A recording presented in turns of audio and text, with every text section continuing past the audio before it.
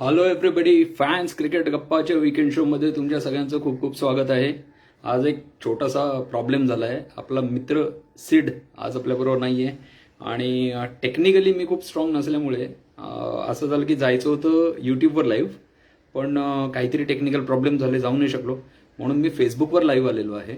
तर फेसबुकवर जे जे आपले मित्र असतील त्यांनी कृपया कार्यक्रम फेसबुकवर बघावा, नंतर आम्ही यूट्यूबवर लोड करूच. ओके. सो खूप हॅपनिंग आठवडा होता आणि जसं आम्ही मागच्या संडेच्या शोमध्ये म्हटलंच होतं की भरपूर साऱ्या मॅचेस होत आहेत, खूप सारं क्रिकेट होत आहे, कारण T20चा वर्ल्ड कप येत आहे. म्हणून प्रत्येक टीम आपली बेंच स्ट्रेंथ जी आहे ती टेस्ट करते आणि बेंच स्ट्रेंथ टेस्ट करण्याकरता खूप सारे मॅचेस खेळावे लागतात, खूप सारे टूर्स होत आहेत. वेगवेगळ्या कंट्रीज होम सिरीज खेळत आहेत किंवा इतर कंट्रीजमध्ये जात आहेत खेळण्याकरता, वेगवेगळ्या कंडिशन्समध्ये खेळण्याचा प्रयत्न करत आहेत. शेवटी होणार आहे ते UAE मध्ये होणार आहे, बट स्टील की तुमची बेंच स्ट्रेंथ तुम्ही किती कंडिशन्समध्ये ट्राय करता हे खूप महत्त्वाचं असतं. आणि तिथे तुम्हाला वेगवेगळ्या प्रकारचे बॉलर्स खेळवता येतात, विशेष करून की फास्ट बॉलर्स असतील किंवा स्पिनर्स असतील, ऑलराऊंडर्स असतील, हे सगळे टेस्ट करता येतात. ओके. तर आपण आधी सुरुवात आपला जो इंग्लंड दौरा जो आहे त्याच्यापासून करूया. गमतीचा भाग असा आहे की ह्या दौऱ्यामध्ये एकही व्हाईट बॉल ची मॅच नाहीये. हा एक्सक्लुझिव्हली टेस्ट मॅच ची टूर आहे ही, आणि त्या टूरला खूप जास्त महत्व आहे, कारण या वर्ल्ड टेस्ट चॅम्पियनशिपच्या नवीन सायकलची ही पहिली सिरीज आहे जी इंडिया आणि इंग्लंड पासून सुरू होते. 20-21 दिवसाची रजा घेतली होती आपल्या क्रिकेटर्सनी वर्ल्ड टेस्ट चॅम्पियनशिप फायनल झाल्यानंतर, हरल्यानंतर ओढेवर, आणि आता ते पुन्हा जमा झाले डरहममध्ये जमा होण्या अगोदर Rishabh Pant Chinese virus positive, Wriddhiman Saha positive, भरत अरुण पॉझिटिव्ह, आणि अजून एक ते ट्रेनिंग चे जे एक पर्सनल होते ते पॉझिटिव्ह. त्याच्यापैकी ऋषभ पंत ऑलरेडी टीमला जॉईन झालेला आहे पुन्हा. रिद्धिमान सहा आणि भरत अरुण कदाचित आज होणार आहेत, आणि ते दयानंद गरानी का मरानी जे कोणी होते ते, आय एम सॉरी त्यांचं नाव मला नक्की लक्षात नाही आहे, ते त्यांना अजून 2-3 दिवसाची रेस्ट घ्यायला सांगितलेली आहे आयसोलेशनमध्ये. काउंटी सिलेक्ट 11 सोबत जी मॅच झाली आपली त्याच्यामध्ये विराट कोहली आणि अजिंक्य रहाणे खेळले नाही. छोटंसं निगल होतं काहीतरी, सो त्यांनी विचार केला की आपण रेस्ट घेऊन जरा ते बरं केलेलं, it's a better option. Captaincy Rohit शर्माने केली, आणि या मॅचमध्ये गंमत अशी होती की भारताचे आवेश खान जो रिझर्व्ह प्लेयर्समध्ये होता, आवेश खान आणि वॉशिंग्टन सुंदर, तर हे दोघे काउंटी सिलेक्ट 11च्या टीममधून खेळले. ओके. पण त्याच्यातही प्रॉब्लेम असा झाला की आवेश खान आणि सुंदर हे दोघे इंजर्ड झाले. दोघांनाही सिमिलर काइंड ऑफ इंजुरी काहीतरी झाली, म्हणजे फिंगर इंजुरी का अशी काहीतरी झाली, आणि दोघेही मोस्ट प्रॉब्ली इंग्लंड टूरमधून आउट होणार आहेत. हा छोटासा एक प्रॉब्लेम आहे. BCCIनी सिलेक्टर्सनं कळवलेलं आहे आणि टीम मॅनेजमेंटला देखील कळवलेलं आहे की तुम्हाला जर रिप्लेसमेंट पाहिजे असेल तर आम्हाला सांगा, आम्ही अरेंज करतो. आता ही रिप्लेसमेंट कोण असेल हे आपल्याला आता सांगता येणार नाही, कारण आवेश खान हा रिझर्व्ह मधला होता आणि सुंदर हा मेन स्क्वॉड मधला होता. सो एक स्पिनर आहे, एक फास्ट बॉलर आहे, पण आवेश खान म्हणजे रिझर्व्ह मध्ये होता. तो रिझर्व्ह मध्ये खेळण्याव्यतिरिक्त नेट्समध्ये बॉलिंग करणं हे त्याचं एक मेन काम होतं. सो आपल्याला माहिती नाही की नटराजन, थंगराजू नटराजन नट्टू फिट झालाय की नाही. जर झाला असेल तर त्याला पाठवलं जाऊ शकतं. आत्ता जो श्रीलंकेचा जो दौरा चालू आहे त्या दौऱ्यामधून जर कोणाला पाठवायचं झालं तर पुढच्या 29 तारखेपर्यंत थांबावं लागेल. आज 23 तारीख आहे आणि सेकंड आपली थर्ड T20 आज आहे, त्याच्यानंतर थर्ड ODI आज आहे, त्याच्यानंतर 3 T20 आहेत, ते पुढच्या शुक्रवारी संपतील. तर ह्या स्क्वॉडमधनं जर कोणाला पाठवायचं असेल तर एक आठवडा थांबावं लागणार आहे आणि मग तिकडे जाऊन आयसोलेशन. पण तरी तसा काही प्रॉब्लेम होणार नाही, कारण 4 तारखेपासून पहिली टेस्ट आहे. पहिल्या टेस्टला तर काहीच नाही, तसंही मयंक अग्रवाल ओपन करणार, ज्यांनी आता काउंटी 11 मध्ये सुद्धा रोहित शर्मा सोबत फर्स्ट इनिंगला ओपन केलं. सेकंड इनिंगमध्ये रोहित शर्माने ओपन नाही केलं, त्यांनी बाकीच्यांना चान्स दिला. दुसरी टेस्ट जी आहे ती 12 तारखेपासून सुरू होणार आहे. तो रिप्लेसमेंट जर पाठवायची तर त्या दरम्यान होऊ शकेल. आणि सुंदर काही तसंही फर्स्ट स्क्वॉडमध्ये सिलेक्ट होणारच नव्हता, कारण 2 स्पिनर आहेत मेन, ते दोघंही सिलेक्ट होणार की नाही तेही नक्की नव्हतं. आणि ऑलराऊंडर म्हणून घ्यायचं झालं तर स्पिनर घेण्यात काही पॉईंट नाहीये. मग ऑलराऊंडर म्हणून आता शार्दूल ठाकूरलाच घ्यावं लागेल जर ऑलराऊंडर म्हणून घ्यायचं असेल तर, किंवा मग अश्विनलाच आपल्याला ऑलराऊंडर समजावं लागेल. ओके, सिलेक्ट काउंटी सिलेक्ट 11 बरोबर फर्स्ट इनिंगमध्ये भारताने 311 ऑल आऊट झाला, 311ला. त्याच्यामध्ये सर्वात चांगली कामगिरी केली ती के.एल. राहुलनी, 101 रन केल्या, रिटायर्ड हर्ट झाला जेणेकरून बाकीच्यांना चान्स मिळावा. आणि रवींद्र जडेजा आपला ऑल टाइम जड्डू, त्यांनी 75 रन्स केले. इनफॅक्ट जड्डू दोन्ही इनिंग्समध्ये चांगला खेळला. पहिल्या इनिंगमध्ये 75 केले आणि दुसऱ्या इनिंगमध्ये त्यांनी 51 करून तो रिटायर हर्ट झाला. सो जड्डू खूप चांगला खेळला. इंग्लंडतर्फे क्रेग पॅटरसननी 4 विकेट घेतल्या 45 रन्सला. काउंटी सिलेक्ट 11च्या फर्स्ट इनिंगमध्ये इंडियाने खूप चांगली बॉलिंग टाकली, 220 ऑल आऊट केला त्यांचा. पण याच्यामध्ये एक काळजीचं कारण आहे की बाकीच्या ज्या 9 विकेट्स घेतल्या त्याच्यापेक्षा सर्वात महत्वाचं होतं की हसीब हमीद, जो की त्यांच्या पहिल्या 2 टेस्टसाठी सिलेक्ट झालेल्या स्क्वॉडमध्ये आहे, त्यांनी 112 रन्स केले. आता तुम्हाला जर हसीब हमीद जर आठवत नसेल ना, तर मी तुम्हाला आठवण करून देतो की भारतात जेव्हा इंग्लंड आली होती 2016 मध्ये मोस्ट प्रॉब्ली, तेव्हा मोहालीला या हसीब हमीदनी, आपल्याला आठवत पण नाही कारण तो गायब झाला होता त्याच्यानंतर, या हसीब हमीदनी मोहालीला सेंचुरी केलेली होती.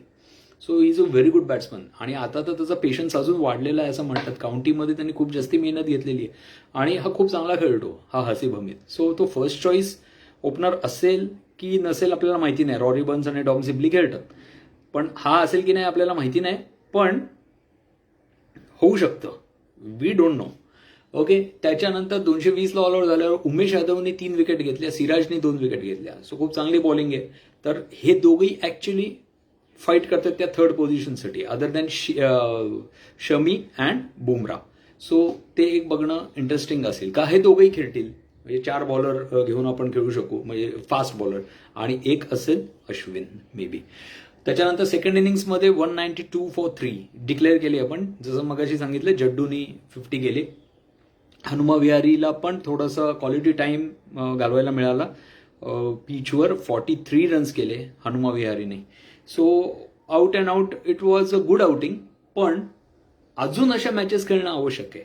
आपण 21 दिवसाची सुट्टी तर घेतली, पण ती जस्टिफाईड होती की नव्हती हे फर्स्ट मॅचचा रिझल्ट ठरवेल. हे आत्ता आपण ठरवू शकत नाही की आपण अजून काउंटी मॅचेस खेळायला, साईड गेम्स खेळायला हवे होते का, आपल्या बोर्डाने तसे प्रयत्न करायला हवे होते का. आणि सर्वात महत्वाचं जे म्हणजे आपण जेव्हा हे मेंटल स्ट्रेंथ किंवा त्या सगळ्या गोष्टींबद्दल बोलतो, ह्याचा अर्थ आपण या सगळ्या गोष्टींचा विचार केलाय, तर मग आपण या प्रॅक्टिस गेम्सचा विचार केला होता की नव्हता. टीम मॅनेजमेंटनी, आपल्या कॅप्टननी, आपल्या कोचनी, किंवा त्याची आपल्याला गरजच वाटली नाही. कारण आपण तसंही आपण फर्स्ट मॅचमध्ये, टूरच्या फर्स्ट मॅचमध्ये आपण परफॉर्म करण्यात आपण चॅम्पियनच आहोत. तसंही आता ह्या टूरची फर्स्ट मॅच तर आपण हरलोच आहोत आणि त्या अनुषंगाने आपण फायनली हरलो आहोत वर्ल्ड टेस्ट चॅम्पियनशिपची. पण आता म्हणजे तो जो एक तो देवाच्या नावाने एक मॅच द्यायची होती ती दिली. आता ती मुभा नाही आता तुम्हाला. सो वी डोंट नो ती सुट्टी घेतली ती योग्य होती की नव्हती, हे त्यांचा रिझल्ट ठरवेल. बघूया. इंग्लंडने 17 प्लेयर्सचा स्क्वॉड अनाऊन्स केलाय. आपण त्याच्याकडे एक लक्ष देऊया. त्याच्याबद्दल आत्ता बोलण्यात तसं काही फार हे नाहीये. पुढच्या आठवड्यात आपण बोलू शकतो, कारण 4 तारखेपासून फर्स्ट टेस्ट आहे. मेन बॅट्समन जे आहेत त्यांचे कॅप्टन जो रूट, रॉरी बर्न्स, डॉम सिब्ली हे जे ओपनर्स आहेत. त्याच्यानंतर मिडल ऑर्डर आणि हसीब हमीद जे मगाशी म्हटलं. त्या व्यतिरिक्त मिडल ऑर्डरमध्ये झॅक क्रॉली आणि डॅन लॉरेन्स. ओके, तर या दोघांचाही भारतात एवढा परफॉर्मन्स नव्हता, पण झॅक क्रॉली हा पाकिस्तान विरुद्ध खूप चांगला खेळतो. आपल्याबरोबर इंग्लंडमध्ये कसा खेळेल वी डोंट नो. त्याच्यानंतर 3 विकेट किपर आहेत, ज्याच्यापैकी सगळे चांगले बॅट्समन आहेत. म्हणजे जॉस बटलर हा त्यांचा फर्स्ट चॉईस आहे, जॉनी बेअरस्टो आणि ओली पोप. त्याच्यापैकी ओली पॉप आणि जॉनी बेअरस्टोला ते बॅट्समन म्हणून पण खेळू शकतात. We never know. Ben Foakes नाही आहे, सरप्राइझिंग, कारण भारताविरुद्ध चांगली कामगिरी होती त्याची, तरी बेन फोक्सला त्यांनी बसवलेलं आहे खाली. ऑलराऊंडर्समध्ये सॅम करन, बेन स्टोक्स, तर हे दोघंही खेळू शकतात, काही सांगता येत नाही, कारण सॅम करन पण प्रूव्हन परफॉर्मर आहे. फास्ट बॉलर्समध्ये जिमी अँडरसन, स्टुअर्ट ब्रॉड हे तर असणारच होते. ऑली रॉबिन्सन, ज्याच्या विरुद्ध आता खूप सारा बवाल उठला होता, तो ऑली रॉबिन्सन, आणि मार्क वूड. ओके, हे आहेत. मार्क वूड पण त्यांनी भारतामध्ये ODIsमध्ये खूप आपल्याला त्रास दिलेला होता. त्याच्यानंतर स्पिनर्स आहेत Dom Bess, Jack Leach. Okay, तर हे 2 स्पिनर्स आहेत. या दोघांनीही भारतात चांगली कामगिरी केली होती, पण इंग्लंडमध्ये जर सिलेक्ट करायचं झालं दोघांपैकी एकच होणार, दोघंही सिलेक्ट होणार नाहीत, खूप कठीण आहे. सर्वात गमतीची गोष्ट याच्यामध्ये अशी आहे ना, की ही जी रोटेशन पॉलिसी हा जो प्रकार होता ना, त्यांनी तो सोडलेला आहे. पण मागच्या एका कार्यक्रमात म्हटलेलं होतं, पण ते बोलले की आता नाही, आपण भारताविरुद्ध स्ट्रॉंग टीम खेळवायलाच पाहिजे, कारण वर्ल्ड टेस्ट चॅम्पियनशिपमध्ये ही मॅच इन्क्लूड होते. तो जो काही हट्टीपणा आहे ना, तो त्यांना सोडावा लागला. आणि त्याच्यानंतर इतके दिवस ते बोलत होते ॲशेस ॲशेस ॲशेस ॲशेस, पण आता त्यांना कळलं भारताविरुद्धची मॅच किती महत्वाची आहे, तिथे आपला फुल स्क्वॉड खेळवणं का महत्वाचं आहे हे नशीब त्यांना जाणवलं. फाईन. ह्याच्यानंतर आपण येऊया, जी आपली एक जिगरबाज टीम आता श्रीलंकेमध्ये खेळते त्या मॅचेसबद्दल आपण जरा बोलूया, खूप महत्वाचं आहे ते. पहिली वन डे झाली संडेला. आम्ही संडे रात्री येऊन तुमच्यासाठी थोडा वेळ गपशप केली होती, पण त्या वन डेमध्ये आपण धुवूनच टाकलं श्रीलंकेला, पार पार पार सुपडा साफ केला त्यांचा एकदम. म्हणजे ओपनिंग पार्टनरशिप पासून जोरदार आपण खेळलो. श्रीलंकेने टॉस जिंकला. श्रीलंका दोन्ही मॅचमध्ये टॉस जिंकली आहे आणि आधी बॅटिंग घेतली आहे. तर पहिली मॅच आपण एकदम कन्व्हिन्सिंगली जिंकलो 7 विकेटनी. त्याच्यामध्ये पृथ्वी शॉ जो आहे हा पहिल्यापासूनच पेटलेला होता. आधी आपण श्रीलंकेबद्दल बोलूया. चांगली पार्टनरशिप मिळाली. त्यांचेही बॅट्समन अगदी काही वाईट खेळत नाहीयेत. म्हणजे अविष्का फर्नांडो आणि विनोद भनुका या दोघांनीही दोन्ही मॅचमध्ये चांगली ओपनिंग पार्टनरशिप दिलेली आहे. पहिल्या मॅचमध्ये 49ची, दुसऱ्या मॅचमध्ये 77ची चांगली आहे. आणि हे आपल्यासाठी काळजी करण्याचं कारण आहे. याचं कारण हे आहे की म्हणजे भुवी आणि दीपक चहार हे जरी यांनी दुसऱ्या मॅचमध्ये खूप चांगली बॅटिंग केलेली असली तरी बॉलर्स म्हणून ओपनिंग स्पेल जो आहे तो त्यांचा तेवढा धारदार होत नाहीये, हे आपण विसरून चालणार नाही. सो पहिल्या मॅचमध्ये सुद्धा युझी चहलला पहिल्या बॉलला विकेट मिळाली आणि तिथे ती त्यांची पार्टनरशिप ब्रेक झाली आणि मग नंतर विकेट पडत गेल्या. कृणाल पंड्यानी पण चांगली बॉलिंग टाकली.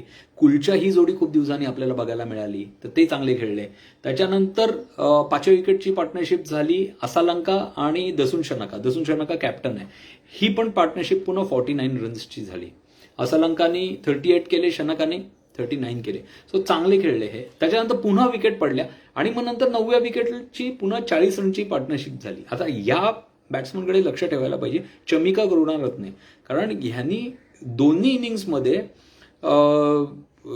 आपण ज्याला म्हणतो स्लॉग ओव्हर्स, त्या स्लॉग ओव्हर्समध्ये खूप चांगली बॅटिंग केली आहे. भुवीला आणि हार्दिक पांड्याला आणि दीपक चहरला सगळ्यांना ह्यांनी जरा बदलून काढलेलं आहे. सो पहिल्या मॅचमध्ये त्यांनी 43 नॉट आऊट केले आणि दुसऱ्या मॅचमध्ये 44 नॉट आऊट केले. सो हा चमिका करुणारत्ने जो आहे ह्याच्याकडे आपण जरा थोडं लक्ष द्यायला पाहिजे. आता ह्या पुढे जाऊन आपण झिम्बाब्वे बांगलादेशची पण बघणार आहोत आणि श्रीलंका आणि बांगलादेश या दोघांकडेही आपल्याला लक्ष ठेवणं गरजेचं आहे, कारण त्यांच्या ग्रुप स्टेजेसमध्ये ह्या दोघांपैकी कोणीतरी एक आपल्या ग्रुपमध्ये येणार आहे. फाईन. सो पहिली मॅच जी होती 263चा टार्गेट होता आपल्याला. कुलचा आणि दीपक चहर दोघांना 2-2 विकेट मिळाल्या. पांड्या ब्रदर्सला 1-1 विकेट मिळाली. भारताची बॅटिंग सुरू झाली. पृथ्वी शॉ पेटलेलाच आहे सध्या. IPL पासूनच त्याचं जरा एकदम आता माझी सटकली झालेलं आहे. 58ची चांगली पार्टनरशिप झाली. त्याच्यामध्ये 43 तर 43 रन तर पृथ्वी शॉनेच केले आणि मग त्याच्यानंतर second wicket partnership 85 Shikhar Dhawan आणि ईशान किशन. आता हा ईशान किशन हा प्राणी जरा गमतीशीर आहे. त्यांनी ODIमध्ये आपलं T20 जो त्याचा डेब्यू झालेला होता, T20चा अगेन्स्ट इंग्लंड, तेव्हा पण त्यांनी 50 केलेली होती. आणि आत्ता जी ODIचा डेब्यू झाला अगेन्स्ट श्रीलंका, त्याच्यात पण त्यांनी 50 केली, 59 रन्स केले. हा प्राणी ड्रेसिंग रूममधनंच असं सांगून आला होता की काही असो मी फर्स्ट बॉलला 6 मारणार, आणि केलं त्यांनी, ते मारली 6. ओके, सो त्या शिखर धवन बरोबर 85 रनची पार्टनरशिप केली. शिखर धवन शेवटपर्यंत खेळला, 86 रन्स नॉट आउट. आणि शिखर धवननी मनीष पांडे बरोबर, ज्यांनी फक्त 26 रन केल्या, पण महत्वाची होती पार्टनरशिप, 67 रनची पार्टनरशिप केली. आणि चौथ्या विकेटसाठी अनबिटन पार्टनरशिप स्काय बरोबर 48 रन्सची केली. धनंजय डिसिल्वाला फक्त 2 विकेट मिळाल्या. सगळ्या अख्ख्या जगात त्यांचं कौतुक व्हायला लागलं. नुसतं त्यांचंच कौतुक नाही, तर कोच राहुल द्रविडचं पण. खूप सुंदर खेळ केला. पण श्रीलंकेची टीम पण त्यांनी सेकंड ODIमध्ये खूप चांगलं फाईट केलं, खूपच सुंदर फाईट केलं त्यांनी. दे बाउन्स्ड बॅक बेसिकली. आणि टॉस जिंकून त्यांनी बॅटिंग घेतली, 275 केले. यावेळी जास्ती केले, पहिल्या मॅचपेक्षा जास्ती केले, 275 केले. 9 विकेट गेले त्यांच्या. ओपनिंग पार्टनरशिप मगाशी म्हटल्याप्रमाणे 77. त्याच्यानंतर पुन्हा युझी चहललाच पहिली विकेट मिळाली, हे लक्षात घे, खूप महत्वाचं आहे इकडे. त्याच्यानंतर पुन्हा युझी चहलनी लागोपाठ 2 विकेट घेतल्या. एक भनुका राजपक्सा आणि मिनोद भनुका, हे असे काहीतरी भनुका ट्विन्स आहेत का काय माहिती नाही, तर त्यांच्या विकेट्स घेतल्या. आणि त्याच्यानंतर मग पुन्हा थर्ड विकेटसाठी अविष्का फर्नांडो आणि धनंजय डिसिल्वानी 47ची पार्टनरशिप केली. विकेट पडल्या. 7व्या विकेटसाठी असालंका आणि चमिका करुणारत्ने, मगाशी म्हटलं 44 रन्स केल्या, त्यांनी 50 रन्सची पार्टनरशिप केली. शेवटच्या 11 ओव्हरमध्ये 81 रन स्कोर झाले. शेवटच्या 3 ओव्हरमध्ये 31 रन स्कोर झाल्या. हे खूप महत्वाचं आहे, कारण म्हणजे आपण जे म्हणतो की इंडियाची सेकंड टीम आहे, सो त्यांची ती रिस्पॉन्सिबिलिटी पण खूप जास्ती आहे. नुसतंच म्हणजे कौतुक होणार नाही, परफॉर्मन्स केला तरच कौतुक होणार आहे. आणि जिंकलो म्हणून ज्या चुकीच्या गोष्टी आहेत त्याकडे दुर्लक्ष करून चालणार नाही, ते बघाव्याच लागणार आहेत, तरच इम्प्रूव्हमेंट होईल. युझी चहलला 3 विकेट मिळाला 50 रन देऊन. भुवीला 3 विकेट मिळाल्या, जरा मार खाल्ला, पण इट वॉज फाईन, म्हणजे तो रिदममध्ये येतोय हे बघून बरं वाटलं. आणि दीपक चहारनी 2 विकेट घेतल्या. Deepak Chahar man of the match.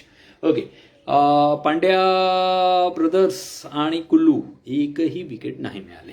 त्याच्यानंतर या मॅचसाठी त्यांनी इस्रो उडानाला ड्रॉप करून कसून रजिताला घेतला होता. भारताने एकही बदल केला नव्हता. 2 विकेट पटापट गेल्या. पृथ्वी शॉ आणि शिखर धवन, म्हणजे पहिल्या मॅचचे जे हिरो होते दोघे जण, धाड उडाले. त्याच्यानंतर 65 वगैरे काहीतरी स्कोर झाला, तेव्हा कॅप्टन पण गेला शिखर धवन. 4थ्या विकेटसाठी मनीष पांडे आणि स्कायने खूप चांगली पार्टनरशिप केली 50 रन्सची.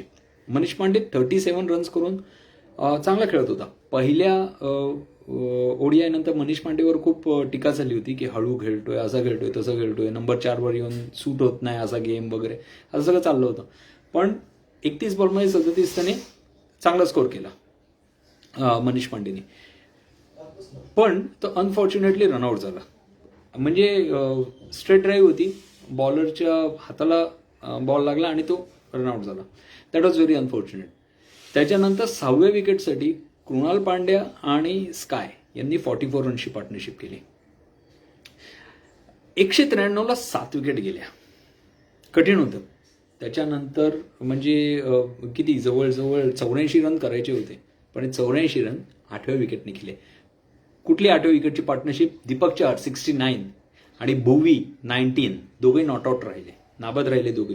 महत्वाचं असं होतं की दीपक चहारला भुवीच्या पुढे का पाठवलं खेळायला? कोचचा डिसिजन आहे. आणि कोणीतरी या टीम मॅनेजमेंटमध्ये असं आहे किंवा कलेक्टिव्ह असं आहे की ज्यांना माहिती होतं की दीपक चहार चांगला बॅट्समन आहे, दीपक चहार चांगला परफॉर्म करू शकतो ॲज अ बॅट्समन, आणि म्हणून त्याला तसं ते एक ऑपॉर्च्युनिटी मिळाली आणि त्या ऑपॉर्च्युनिटीचं त्यांनी सोनं केलं. वनिंदू हसरंगा 3 विकेट. आपण आधीच्या शोमध्ये पण म्हटलं होतं वनिंदू हसरंगा हा डेंजरस आहे आणि त्याचं रेप्युटेशन चांगलं आहे, त्याचा परफॉर्मन्स चांगला आहे आणि त्याच्या परफॉर्मन्सप्रमाणे त्याने 3 विकेट घेतल्या. बाकी सगळ्या बॉलर्सना फटके पडले. आणि एक इथे खूप सोशल मीडियावर याची खूप चर्चा झाली, ते म्हणजे वनिंदू हसरंगा त्याची जी शेवटची ओव्हर होती त्याच्या आधी राहुल द्रविड पॅव्हिलियनमधून डगआउटमध्ये आला, दीपक चहारच्या बाजूला बसला आणि त्याला काहीतरी सांगितलं. तर काय सांगितलं तेव्हा कोणालाच कळलं नाही. अजूनही ते ऑफिशियली काही कोणी आउट नाही केले, पण एक असं असू शकतं की त्यांनी असं सांगितलं असू शकतं की वनेंदू हजारंगाची शेवटची ओव्हर आहे, तर तू सांभाळून खेळ, ती खेळून काढ, त्याच्यानंतर तुला ऑपॉर्च्युनिटी मिळेल खेळायला, तर ती ओव्हर तो खेळून काढ. ते त्यांनी तसंच केलं. दीपक चहारने अनड्यू रिस्क घेतल्या नाही. मध्ये त्याला क्रॅम्प वगैरे पण आले, पण तो टिकून राहिला आणि शेवटपर्यंत त्यांनी झेंडा रोवला. ओके, ह्याच्यामध्ये एकाच गोष्टीचं नाव वाटलं की आज जो कॅप्टन आहे त्यांचा दसून शनका, हा चांगली बॉलिंग टाकत होता. मग त्यांनी स्वतःला फक्त 3च ओव्हर का घेतल्या? We never know. आजची जी मॅच आहे त्याच्याबद्दल जरा बोलूया. सिरीज जिंकलोय तर तसं म्हटलं तर डेड रबर आहे, पण आता जी वर्ल्ड सिरीज जी आहे, वर्ल्ड ODI सिरीज, ह्या सगळ्या मॅचेस काउंटेड असतात. कारण मग नाहीतर लोक डेड रबरला एवढं महत्त्व देत नाही. सगळ्या मॅचेस काउंटेड आहेत तुमच्या रेटिंगसाठी. सो भारत काय चेंजेस करतं आणि श्रीलंका काय चेंजेस करतं? श्रीलंका फार काही चेंजेस करेल असं मला वाटत नाही, कारण त्यांच्याकडे तसे फार काही चॉईसेसच नाही आहेत. पण भारताने चेंजेस करायला हवेत. मला जर विचाराल तर मी 5 चेंजेस मी लिस्ट आउट केलेले आहेत. एक तर पृथ्वी शहाने चांगलं परफॉर्म केलं, त्याला T20मध्ये परफॉर्म करू द्या, पण ODIमध्ये डेब्यू करू द्या देवदत्त पडिक्कलला. अंदाज तर घेऊया आपण, बघूया तर खरं. त्याच्यानंतर शिखर धवनला खेळू दे, नो प्रॉब्लेम, कारण एक जर नवीन आहे तर एक एक्सपिरियन्स असणं गरजेचं आहे. त्याच्यानंतर स्कायला नंबर 3वर पाठवा, कारण ती त्याची आवडती पोझिशन आहे. त्या पोझिशनवर तोच याआधीही चांगला खेळलाय. 5वर खेळू शकत नाही अशातला भाग नाहीये, खेळू शकतो, पण तरी सुद्धा त्याला 3वर खेळू द्या. काय तो एक स्टेबिलिटी देऊ शकतो इनिंगला हे आपल्याला कळेल. त्याच्यानंतर मनीष पांडेला खेळू दे 4वर. लेट हिम प्रूव्ह हिमसेल्फ मोर, पुढे कामाला येईल. कारण 2019ला आपण 4 नंबरसाठी काय माती घालली आपल्याला माहिती आहे. ईशान किशननी परफॉर्म केलंय, ठीक आहे. संजू सॅमसनला एक चान्स मिळू दे, त्याला नंबर 5वर खेळू दे. त्याच्यानंतर हार्दिक पांड्याला बसवा, त्याला रेस्ट द्या, कारण त्याचे सिलेक्शन होणारच आहे पुढे जाऊन. कुणाल पांड्याला खेळू दे, भुवीला खेळू दे. सरप्राइझिंग वाटेल मी म्हणतोय ते, पण दीपक चहारला बसवा. चांगला परफॉर्म केलं ना त्याने, मग दुसरं कोणाला प्रूव्ह करू दे. जसं नवदीप सैनी पण इंजोर्ड होता, त्याला बराच काळ परफॉर्म नाही करायला मिळालं. परफॉर्म करू दे, कारण जर मॅचेस मिळाल्या तरच त्यांना तो एक्सपिरियन्स मिळेल. भले एक मॅच असेल, पण त्या ॲटमॉस्फिअरमध्ये त्याला जायला मिळतं, त्याला एक्सप्रेस करायला मिळतं, हे खूप महत्त्वाचं आहे. त्याच्यानंतर युझी चहल चांगला परफॉर्म केला. आता तुम्ही म्हणाल की चांगलं परफॉर्म केलं तर का बसवायचं? चांगलं परफॉर्म केलं याचा अर्थ त्याचं सिलेक्शन नक्की आहे. सो इतर कोणाला तरी चान्स मिळू दे, इतर कोणाला तरी खेळू दे. सो चेतन सकारिया या फास्ट बॉलरला आपण खेळूया, तो बघूया कसा खेळतो. आणि last but not the least, Varun चक्रवर्तीचं डेब्यू होणं खूप आवश्यक आहे. बिचारा प्रत्येक वेळी सिलेक्ट होतो, प्रत्येक वेळी इंजोर होतो, तर त्याला खेळू द्या. वरुण चक्रवर्ती काय करतो बघूया. मिस्ट्री बॉलर, पण तो इंटरनॅशनल सर्किटमध्ये आल्यावर काय करतो वरुण चक्रवर्ती हे जर आपण बघूया. सो हे 5 चेंजेस मला वाटतात ते व्हायला पाहिजे. 3 तर नक्कीच व्हायला पाहिजेत, पण जर 5 झाले तर काही बिघडणार नाही. बघूया ना आपण जे म्हणतोय बेंच स्ट्रेंथ ती नक्की काय आहे, कारण हे पण सगळे चांगले प्लेयर आहेत, फक्त त्यांना संधी मिळायची गरज आहे. ओके, सो मागच्या कार्यक्रमात जसं आपण म्हटलं होतं की प्लेंटी ऑफ इंटरनॅशनल क्रिकेट, म्हणजे भारत आणि श्रीलंका हे पण इंटरनॅशनल क्रिकेटमध्ये येतं, पण भारताची मॅच असल्याने आपण त्याचं वेगळं सेगमेंट केलेलं आहे. या व्यतिरिक्त 8 मॅचेस गेल्या 5 दिवसांमध्ये 8 मॅचेस होत्या. सो आपण खूप जास्त डिटेलमध्ये नाही जाणार, कदाचित तुम्हालाही बोर होईल. आपण त्याचे समराईज करत जाऊया. पहिलं आपण बोलूया Zimbabwe versus Bangladesh. Second ODI होती संडेला. झिम्बाब्वे बरे खेळले, म्हणजे टेस्ट मॅचमध्ये जे खेळले होते आणि फर्स्ट ODIमध्ये जे खेळले होते त्याच्यापेक्षा खूप चांगले खेळले. 240 रन केले, 9 विकेट्स. वेस्ली मदेवेरे, ह्या मदेवेरेचं नाव लक्षात ठेवा, चांगला खेळतोय, 56 केले. आणि ब्रेंडन टेलर. बरं, ही जी सेकंड ODI होती ना, वेगळ्याच कारणाकरता गाजली. बांगलादेश आपल्याला माहिती आहे, म्हणजे त्यांचं रेप्युटेशनच आहे की ते अनस्पोर्टिंग आहेत. स्पोर्टिंग नाही आहे बांगलादेश. ब्रेंडन टेलर एक शॉट खेळला आणि शॉट खेळल्यानंतर त्याला त्याच्या मनासारखा तो शॉट झाला नाही. बॉल गेला विकेट किपरकडे आणि तो शॉट तो पुन्हा प्रॅक्टिस करत होता. त्या प्रॅक्टिस करण्याच्या फ्लोमध्ये त्याची बॅट मागे गेली, स्टंपला लागली. आपले शाकिब अल हसन आहेतच थोर, त्यांनी जाऊन अपील केलं, लगेच अपील केलं आणि अंपायरने पण आऊट दिला. तर चेक करायला पाहिजे, मलाही वेळ नाही मिळाला की ICCचे रूल्स काय आहेत, पण I think this shot was over. त्यांनी शॉटमध्ये नाही लागला ना, शॉट झालेला होता, मग तरी सुद्धा तुम्ही का त्याला आऊट दिला? That was very unsporting. आणि बांगलादेशनी जर अपील केलं नसतं तर अंपायरनी कदाचित दिलंही नसतं. मग तुम्ही ते ब्राउनिंग, ज्याला लोक मनकडिंग म्हणतात, ते केल्यावर तुम्ही अनस्पोर्टिंग बोंबाबोंब करतात. मग आता का नाही बोलायला पाहिजे? आम्ही बोलणार, तुम्हीही बोला. ओके. त्याच्यानंतर शाकिब अल हसननी 2 विकेट घेतल्या. शरीफुल इस्लाम हा पण एक चांगला बॉलर बांगलादेशचा येतो, आपल्याला लक्षात ठेवायला पाहिजे. जसं रुबेल हुसेन होता ना, तसा हा शरीफुल इस्लाम आहे. रुबेल हुसेन आणि विराट कोहलीची रायव्हलरी आपल्याला खूप चांगली माहिती आहे. सो तसा हा शरीफुल इस्लाम चांगला बॉलिंग टाकतो, याच्याकडे लक्ष द्या. हा आपल्याला UAE मध्ये त्रास देऊ शकतो, कारण झिम्बाब्वेची पिचेस आणि UAEचे पिचेस फार काही फरक नाही आहे. ओके, यांनी 4 विकेट घेतल्या. 240ला आटापला आणि नंतर बांगलादेश 242 फॉर 7, 49.1 ओव्हर्समध्ये एकदम कन्व्हिन्सिंग, व्हेरी कन्व्हिन्सिंगली, एकदम कन्व्हिन्सिंगली जिंकले. त्याच्यामध्ये कन्व्हिन्सिंगली जिंकले, पण जरा मध्ये 7 विकेट लवकर गेल्या होत्या 173ला, पण कन्व्हिन्सिंगली याच्यासाठी कारण त्यांचा मेन बॅट्समन शाकिब अल हसन तिथे होता. 8व्या विकेटसाठी 69 रनची पार्टनरशिप केली. साकिब अल हसन 96 नॉट आउट आणि मोहम्मद सैफुद्दीन 28. सो लुक जॉंगवे हा जो आहे, लुक जॉंगवे तो असं कानाला बूट वगैरे लावतो असं, तो त्यांनी चांगला परफॉर्म केलं. आणि अशा पद्धतीने जी फर्स्ट ODI होती ही बांगलादेश जिंकली. थर्ड ODI पण बांगलादेशच जिंकली. आणि सायलेन्स प्लीज. थर्ड ODI पण बांगलादेशच जिंकली, पण झिम्बाब्वेने अजून चांगला स्कोर केला. 298 रन्स केल्या 49.3 ओव्हर्समध्ये. यावेळी बांगलादेश टॉस जिंकली आणि त्यांनी बॉलिंग घेतली. हे बघा, ही एक चांगली गोष्ट आहे की काहीतरी वेगळं आपण ट्राय करून बघायला हवं. ते ट्राय केल्याशिवाय आपल्याला कळणार नाही की आपली स्ट्रेंथ काय आहे. ओके. रेजिस चकाब्बा हा विकेट किपर खूप चांगला आहे हा झिम्बाब्वेचा. 84 रन्स त्यांनी केले. आणि सिकंदर रजानी 57 केले. रायन बर्लनी 59 केले. रायन बर्ल हा तो ज्यांनी आपले बूट शिवतोय हा जी पोस्ट टाकली होती आणि त्यानंतर आदिदासने त्याला अनाऊन्स केली होती स्पॉन्सरशिप, हा रायन बर्ल. मुस्तफिझूर राजस्थान रॉयल्सवाला 57 रन्स 3 विकेट्स. आणि सैफुद्दीन जे मगाशी बोललो, या सैफुद्दीननी पण 3 विकेट घेतल्या. त्याच्यानंतर ही एवढी सहज केली ना बांगलादेशने, 302 रन 5 विकेट 48 ओव्हर्समध्ये. त्याच्या तमीम इक्बाल इंजोर्ड होता तरी खेळला, कारण त्याला माहिती आहे की ODIs खेळणं खूप महत्त्वाचं होतं. 112 runs. Nurul Hasan 45 not out. Wesley Madhevere, मगाशी बॅटिंगबद्दल बोललो तर बॉलिंगबद्दल.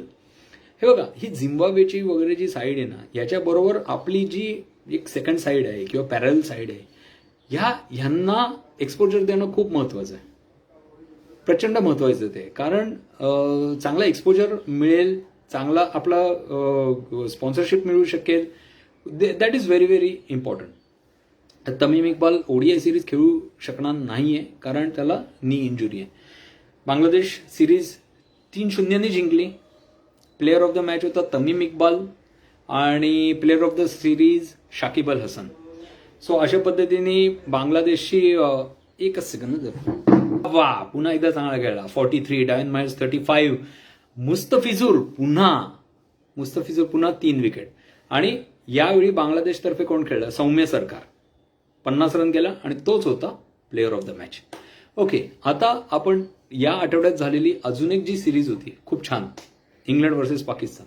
मस्त झाल्या मॅचेस. पहिली जी होती ODI ती T20 ही पाकिस्तानने जिंकली होती. असं वाटलं होतं की आता T20 सिरीज पाकिस्तान जिंकणार, पण नाही. इंग्लंडने सॉलिड फाईटबॅक केला, मस्त फाईटबॅक केला आणि सेकंड T20 मध्ये 200 रन केल्या. खूप होत्या पाकिस्तानसाठी. 155 मध्येच आटपलं त्यांचा कारभार. Butler 59, Livingstone 38. लिव्हिंगस्टोनने एक 6 मारली तिथं ग्राउंडच्या बाहेर, विश्वास नाही बसणार पण खरोखर ग्राउंडच्या बाहेर होती. मोईन अली 36. आता हा मोईन अली, साकिब मेहमूद, आदिल रशीद हे सगळे पाकिस्तान ओरिजिनचेच आहेत आणि त्यांनीच पाकिस्तानची फुल वाट लावली. मोहम्मद हसनैन म्हणून यंग बॉलर आहे, त्यांनी 3 विकेट घेतल्या 51 रन्स देऊन, पण तरी 200 म्हणजे खूप जास्ती झाला ना. मोहम्मद रिजवान जो कन्सिस्टंटली परफॉर्म करतोय, त्यांनी 37 केले, पण काही उपयोग नव्हता कारण साकिब मेहमूदनी 3 विकेट घेतल्या, रशीदनी 2 विकेट घेतल्या, मोईननी 2 विकेट घेतल्या. जसं मगाशी म्हटलं, पाकिस्तान बॉर्न किंवा पाकिस्तान ओरिजिनचे आहेत. Player of the match Moeen Ali. तिसरी मॅच खूप अटीतटीची झाली, खूप धमाल आली तिसऱ्या मॅचला. या तिसऱ्या मॅचमध्ये पाकिस्तान टॉस जिंकला, आधी बॅटिंग घेतली, 154 रन्स केले पाकिस्तानने. त्याच्यामध्ये पुन्हा रिजवान 76 आणि त्याच्या खालोखाल कोण, फकर जमान 24. ही कंपॅरिझनच नाही होत. याचा अर्थ की तुमच्याकडे इतर कोणी बॅटिंग करणारेच नाही आहेत का. बाबर आझम पण लवकर आउट झाला.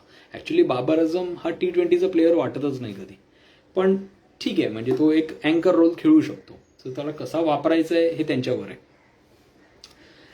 जेसन रॉय 64 केले. मॅच शेवटच्या ओव्हरपर्यंत गेली, असं वाटलं होतं की पाकिस्तान जिंकेल, पण फिल्डिंग खूप पुअर, खूप वाईट फिल्डिंग केली पाकिस्तानने आणि हरले. सो इंग्लंड सिरीज जिंकली 2-1. प्लेअर ऑफ द मॅच होता जेसन रॉय आणि प्लेअर ऑफ द सिरीज होता स्टेडियमच्या बाहेर 6 मारणारा लियाम लिव्हिंगस्टोन. ही झाली England Pakistan. Ireland South Africa 2 T20 झालेले आहेत. साऊथ आफ्रिका लिडिंग आहे 2-0. आयर्लंडला त्यांनी संधीच दिलेली नाहीये. पहिल्या मॅचमध्ये प्लेअर ऑफ द मॅच होता तबरेज शम्सी, दोन्ही मॅचमध्ये तबरेज शम्सीच होता player of the match. So खूप चांगला खेळतात south Africa, at least T20 series. Windies ऑस्ट्रेलियाची फर्स्ट ODI झाली. T20 सिरीज 4-1 जिंकली आहे विंडीज. सो खूप अपेक्षा होत्या, वाट लावून टाकली ऑस्ट्रेलियाची त्याच्यामध्ये. पण ODI सिरीज सुरू झाली आणि ऑस्ट्रेलियाने आपले खरे रंग दाखवले. मिशेल स्टार्क ताड आधी टॉस जिंकले, पहिली बॅटिंग घेतली. फिंच नव्हता available, so Alex carry captain होता. कॅप्टन्स नॉक खेळला, 67 रन्स केले. चांगली साथ मिळाली ॲलेक्स टर्नरकडून, 49 रन्स केले, 252 केले. खूप जास्ती नाही आहे ॲक्च्युली ODIसाठी. मॅच थोडी पावसामुळे 49 ओव्हर्सची झाली होती. पण त्यानंतर वेस्ट इंडिजला 123 रनमध्ये गुंडाळून टाकलं त्यांनी. एका स्टेजला 27 रनला 6 विकेट होत्या. एवढी वाईट परिस्थिती होती त्यांची. कायरन पोलार्ड पुन्हा आला आणि कॅप्टन्स नॉक खेळला 56, but that was not enough. खूपच कमी होते. 123ला सगळं आटपलं त्यांचं and they lost the match by 133 runs, Duckworth Lewis. त्याच्यानंतर काल त्यांची सेकंड ODI होती. आता सेकंड ODIचा टॉस झाला, ॲरन फिंच परत आला, टॉस जिंकला. रायली मेरिडिथ ODI डेब्यू करत होता, त्याला कॅप देण्यात आली आणि मॅच सुरू होणार तेव्हा अशी बातमी आली की वेस्ट इंडिजच्या बॅकएंड स्टाफपैकी कोणीतरी कोविड पॉझिटिव्ह निघाला, Chinese virus positive. Match cancel झाली. आता तरी पोस्टपोन असं म्हणतात, आपल्याला माहिती नाही की पोस्टपोन होईल की कॅन्सल होईल. याचं कारण असं की ऑस्ट्रेलिया आता येत्या आठवड्यात बांगलादेशला चालली आहे 5 ODIसाठी. जे आपण कार्यक्रमाची सुरुवात केली तेव्हाच आपण म्हटलं की भरपूर T20 मॅचेस होत आहेत, तर T20 सिरीजसाठी ऑस्ट्रेलिया चालली आहे बांगलादेशला. So plenty of matches over there. तिसरी मॅच त्यांची होणार नाही होणार आपल्याला माहिती नाहीये. Let see, we have to wait and watch. तर असा होता पूर्ण गेल्या आठवड्याचा भरगच्च क्रिकेट कार्यक्रम संपवताना 2 गोष्टी सांगतो. आपला जो गब्बर आहे, गब्बर, त्यांनी एक खूप चांगली स्टेटमेंट दिली प्रेस कॉन्फरन्समध्ये. तो म्हणाला की इंडियाचे यंग प्लेयर्स एवढे चांगले खेळत होते की मला असं वाटलं की मी दुसऱ्या एंडला उभं राहून, नॉन स्ट्रायकरला उभं राहून बघत राहावं त्यांच्याकडे. एवढी सुंदर इनिंग ते खेळत होते. आणि त्याच्यानंतर तो 5वा इंडियन ओपनर ठरला की ऑल फॉर्मॅट्समध्ये 10,000 रन करणारा आणि 10वा Indian batsman to score 6,000 runs in ODI. Well done Gabbar, we expect more from you. Age is just a number, you keep performing. करत राहा, we are with you, no problem. क्रिकेटच्या बातम्या झालेल्या आहेत. क्रिकेटचं डिस्कशन झालेलं आहे, क्रिकेटचं थोडंफार ॲज अ फॅन जे काय ॲनालिसिस जमतं ते झालेलं आहे. आता एक विशेष एक गोष्ट तुम्हाला सगळ्यांना सांगायची आहे की आजपासून ऑलिम्पिक्स सुरू होते टोकियोला. सो आम्ही पण चिअर फॉर इंडियाचा एक भाग आहोत, कारण आपण पण वी आर प्राऊड इंडियन्स. आपल्याला खूप जास्त मेडल्स मिळत नाहीत ऑलिम्पिक्समध्ये, पण तरी त्यांना चिअर करणं, त्यांचा हौसला वाढवणं ही आपली जबाबदारी. ह्यासाठी आपण पुढचे जे 3 वीकेंड शोज असतील त्याच्यामध्ये काही गेस्टना बोलवणार आहोत, जे फक्त क्रिकेटचे नाही पण इतर खेळांचे फॅन्स आहेत.